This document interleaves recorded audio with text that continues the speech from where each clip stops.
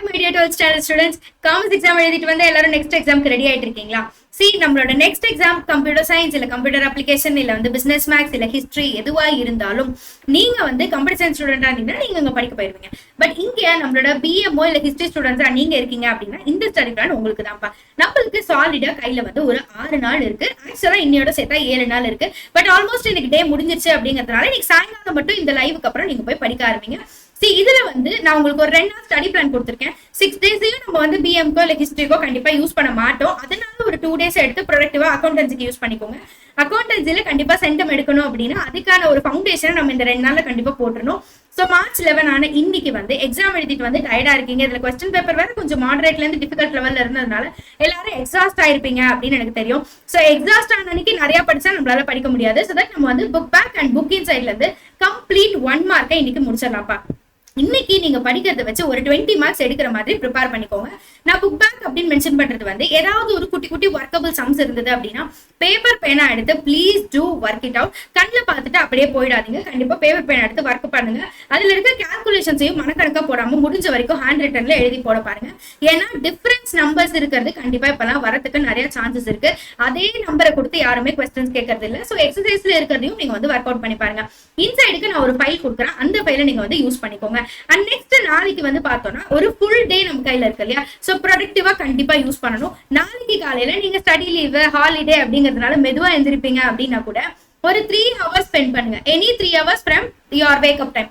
அதுல வந்து 3 marks important 3 marks theoretical questions நான் உங்களுக்கு ஒரு ஃபைல் ஆல்ரெடி கொடுத்துருக்கேன். இன்கேஸ் நீங்க அதை பார்க்கல அப்படின்னா கூட இந்த வீடியோக்கு கீழே நான் அந்த ஃபைலை வந்து அட்டாச் பண்றேன்.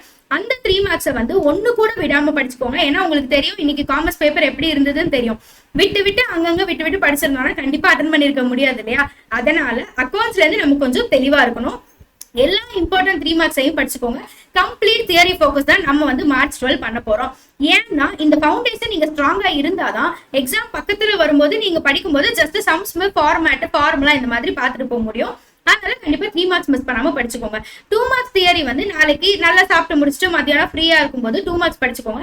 ஆக்சுவலா 2 மணி நேரம் தேவைப்படாதுதான். பட் இருந்தாலும் நம்ம கொஞ்சம் பொறுமையா படிக்கிறதுனால 2 மணி நேரம் ஆயிடும். அதுக்கப்புறமா சாயங்காலம் டீ காஃபி எல்லாம் குடிச்சிட்டு ரெஃப்ரெஷ் ஆகும்போது ஃபார்மேட்ஸ் ஒரு 1 hour பாருங்க. ஃபார்மேட்ஸ் அப்படிங்கிறது நம்மளோட சாப்டர் 1ல இருந்து சாப்டர் 10 வரைக்கும் இருக்கிற பாக்ஸா இருக்கும் இல்லையா? அதாவது ரீவாலுவேஷன் அக்கௌண்ட் எந்த சைடு டெபிட் போடணும், எந்த சைடு கிரெடிட் போடணும், அண்ட் இன்கம் அண்ட் எக்ஸ்பெண்டிச்சர் அக்கௌண்ட்ல நீங்க என்னென்ன ஐட்டம்ஸ் எல்லாம் போடணும், எதை லெஸ் பண்ணணும், எதை ஆட் பண்ணணும், இந்த மாதிரி எல்லா விஷயமும் இருக்கிற மாதிரி நான் உங்களுக்கு ஒரு ஃபைல் கொடுக்குறேன். அந்த ஃபைல வந்து கண்டிப்பா ஃபார்மேட் வச்சு யூஸ் பண்ணிக்கோங்க. அண்ட் நெக்ஸ்ட் நீங்க விஷ் பண்ணீங்க அப்படின்னா மார்ச் 13 உங்களோட ஸ்டடி பிளானா அக்கௌண்டன்சிக்கு மாத்திக்கோங்கப்பா. ஏன்னா உங்களுக்கு எக்ஸாமுக்கு வந்து 6 டேஸ் இருக்கு இல்லையா? அதனால நான் உங்களுக்கு மார்ச் 13 நீங்க இஷ்டப்பட்டா படிங்க, இல்ல அப்படின்னா நீங்க பிஎம்ல ஃபோக்கஸ் பண்ணுங்க. அண்ட் மார்ச் 13 வந்து நான் உங்களுக்கு ஃபோக்கஸ்டா 2 சாப்டர் சொல்றேன். ஒன்னு சாப்டர் 6 ஏன்னா எல்லாரும் நிறைய அது வந்து டிஃபிகல்ட்டா ஃபீல் பண்றீங்க. இன்னொன்னு வந்து சாப்டர் 8 ஏன்னா இதுல நிறைய கால்குலேஷன்ஸ் இருக்கும். இதுல நான் ஒரு சில சம்ஸ் சொல்றேன். இந்த சம்ஸை வந்து கம்ப்ளீட்டா மார்ச் 13 அன்னைக்கு பார்த்து முடிச்சிருங்க.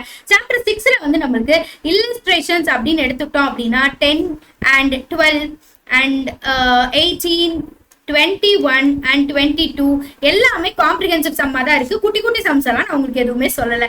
6 and எக்ஸசைஸை பொறுத்த வரைக்கும் நம்மளுக்கு 21, 20 and 17 இதெல்லாம் மஸ்ட் சம்ஸ் கண்டிப்பா மிஸ் பண்ணாம பாத்துக்கோங்க.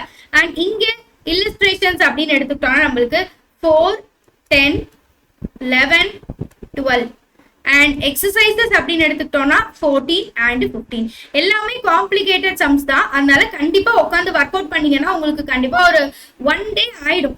பேப்பர் பேன் எடுத்து ப்ராப்பரா ஒர்க் அவுட் பண்ணீங்கன்னா 1 day ஆயிடும். அதனால மிஸ் பண்ணாம இதை படிச்சுக்கோங்க.